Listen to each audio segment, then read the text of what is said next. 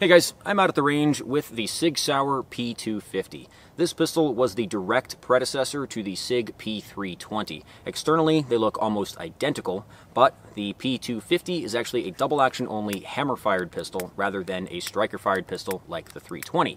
This was not the most successful pistol SIG ever produced, and its failure led to them developing the 320 using some of the same design concepts. So, like the 320, this pistol is built around a fire control unit that can be dropped into different frames and chassis, and you can interchange all of the different slides between different calibers and lengths. All of these things carried forward into the 320. The main thing that they had to get rid of was the double-action only hammer-fired trigger lockwork, because that stuff was just not popular anymore, even by the time this pistol came out in 2007. So this gives us a chance to take a look at a discontinued pistol, which is, the whole reason that I get out of bed in the morning. But we also can talk about the P320, some of the issues the P320 has had, and the reasons why I'm not the biggest fan of the P320 platform. Some of it, I think, is just, honestly, as a gun nerd, I look at the 320 as a hasty redesign of a 250. And I'm like, okay, that's not a ground-up pistol. You kind of half-assed that one in a hurry because you needed something competitive on the market. That's not necessarily a valid criticism. As long as the gun works, it shouldn't matter what platform it was based on originally. But I also just don't like other aspects of the 320, and the reputation of the 320 repeatedly falls under fire from a variety of different angles. Some of them may be earned, most of them probably not, which I think we'll get into later in the video. Let's go for it. Today's video was brought to you by Blue Alpha, makers of the EDC belt I've been wearing every day for the last 5 years. Selling indestructible belts maybe isn't a great business model, but they come in multiple colors, so there's still an opportunity for repeat business. Blue Alpha also offers a complete battle belt ecosystem. They have multiple options for 2-layer duty-style belts or battle belts, pistol and rifle mag pouches, dump pouches, tourniquet holders, and holster thigh straps. They even have a battle belt combo option, so you can get the common 2+2 mag pouch setup with the dump pouch all in one bundle. Check out Blue Alpha at the link in the video description for extremely tough, American-made tactical nylon gear. Thanks to Blue Alpha for supporting this channel. Let's return to the video.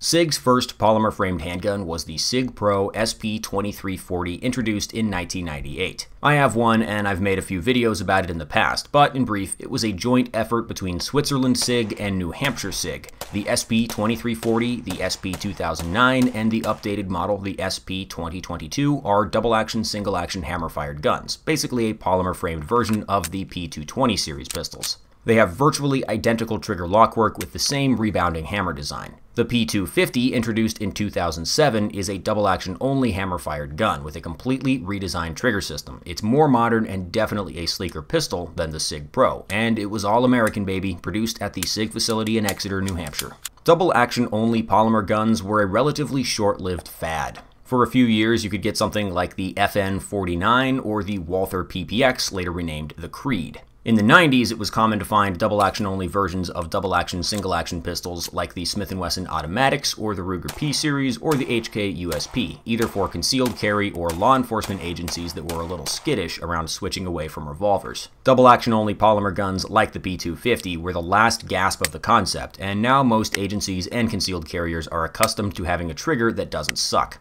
The P250 has a very simple, classic double-action only trigger, not one of the weird double-action alternatives like HK's LEM or SIG's own double-action Kellerman. You get the same trigger consistency of a striker gun like the Glock, but you get the theoretical safety benefits of a longer, heavier travel. Since the gun is purpose-built to be a double-action only pistol, a lot of work was done to make the trigger pull pretty good for the type. This isn't a creepy, stagey, heavy, gritty, awful fucking DAO trigger like you get with the Ruger P Series, Smith Automatic, HK USP, or dare I say it, a rack-grade Beretta 92. The trigger pull weight isn't too heavy, and it's very smooth. Obviously, it takes practice to be good with it, but like most handguns, you just need to figure out the right trigger pull cadence. You're probably never going to be able to shoot it as fast as something with a lighter, shorter trigger.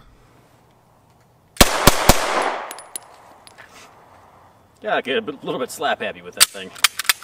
The P250 is an alright gun. The grip is comfortable, the recoil is fine, it has a reversible magazine release, ambidextrous slide stop levers, clean factory night sights. One strange quirk of the P250 is that the rear sight is part of the back plate, meaning it's not adjustable. Windage is adjusted by drifting the front sight in its dovetail. SIG also would prefer you do not disassemble the slide beyond a quick field strip.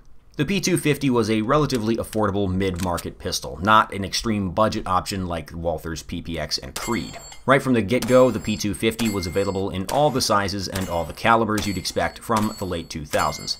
The P250 is also a modular chassis gun, a feature that always gets put in bold in the sales brochure, but that no customer ever actually uses. The P250 was regularly sold as the range and carry kit, so one fire control unit with a subcompact grip and slide for carry, and a full-size grip and slide for the range, and a mix of magazine sizes. When you're at the range, though, you probably want to practice with your carry gun in its carry configuration, so that doesn't really make any sense. There is an argument to be made for locales where just getting a second serial number is very difficult. Unsurprisingly, that market is too limited to actually sustain an entire product by itself.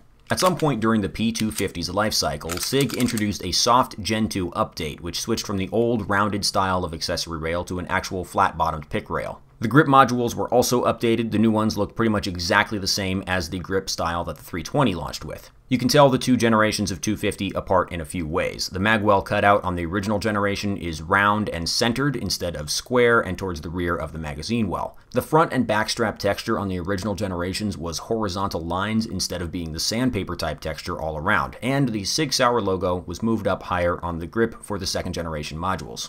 My example of the P250 is a Gen 1 with the old frame. It's the mid-size variant, which is very similar to a Glock 19. Standard magazine capacity is 16 rounds, ooh la la. My example of the pistol also has the two-tone finish. The stainless slide on a black frame was the look back in the late 2000s. Go watch Taken and Shoot 'em Up, again, if you haven't recently. Almost every single gun in those movies is two-tone.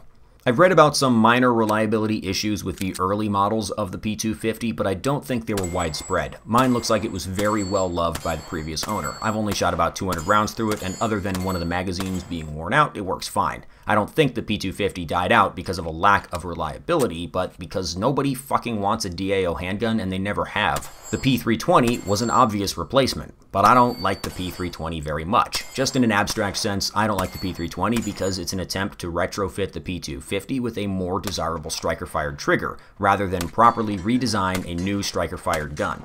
The whole P320 platform just gives me meh vibes, even though SIG has put tons of work into the platform since its initial launch. The P250 has a tall slide and a high bore axis because it's hammer-fired. The P320 has a high bore axis because it's just striker parts crammed into a P250. Also, I know some people prefer the shorter, lighter trigger pull of a 320 versus a Glock, but I don't. I find the P320 trigger to be spongy and springy. The P320 also has a fully pre-cocked striker, unlike the Glock, and that is probably responsible for all of the reported issues with the platform. Early models of the P320 had a very serious drop safety issue. The trigger on the P320 does not have a safety blade, and the trigger shoe itself was heavy enough that if you dropped the gun on the back of the slide, it would pull itself under inertia and discharge the gun. This issue was rectified with a lighter trigger shoe on subsequent models. For a few months, there was a brief flood of reports about the 320s exploding, but I don't know, man. Ammo quality has absolutely sucked post-COVID. The more concerning thing is all of the reports about SIG P320s going off randomly when bumped, even when holstered. Without getting it into this video because it's already running long, I'm pretty skeptical that this has ever happened. Something to keep in mind whenever these stories come up is that there are a grand total of 0 people on the planet who are incentivized in any way to admit to a negligent discharge, unless it's for a copy pasta on K. The P250 and the P320 make for a great comparison. The P250 executes very well on an unappealing concept, whereas the P320 is an imperfect take on the gun everybody actually wants to buy. I really like the P250. I mean, I wouldn't take it over a Glock, and I definitely wouldn't want one of these things as a duty or defensive handgun, but I think it's cool. The P320 is a substantially better gun than the P250, but somehow I like it much less.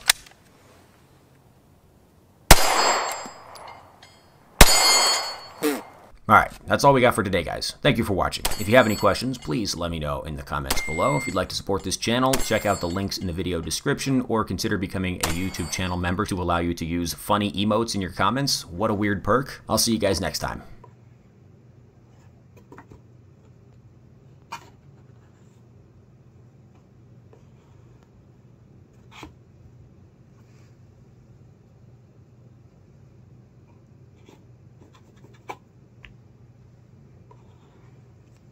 I am definitely in danger.